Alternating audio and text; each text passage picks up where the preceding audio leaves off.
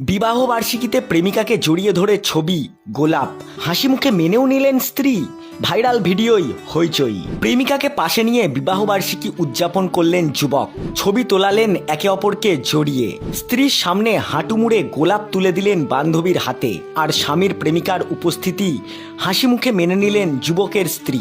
সম্প্রতি সমাজ মাধ্যমে প্রকাশ্যে আসা একটি ভিডিওই তেমনটাই দাবি করা হয়েছে। ভাইরাল হয়েছে ভিডিওটি, হইচইও পড়েছে।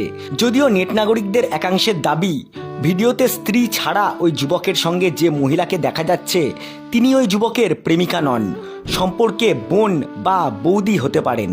যদিও অনেকে আবার দাবি করেছেন, বোন বা বৌদি হলে কি করে ওইভাবে তার হাতে ওইভাবে গোলাপ তুলে দিলেন যুবক।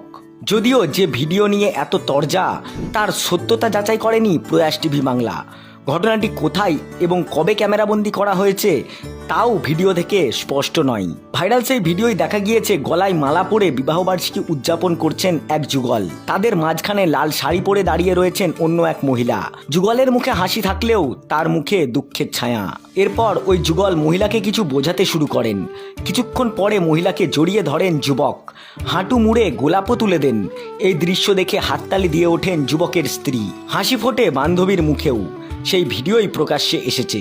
ভিডিওয় দাবি করা হয়েছে লাল শাড়ি পরা মহিলা যুবকের বান্ধবী এবং যুবকের স্ত্রী তাকে বিবাহবার্ষিকীর অনুষ্ঠানে আমন্ত্রণ জানিয়েছিলেন। সেই ভিডিওই প্রকাশ্যে এসেছে।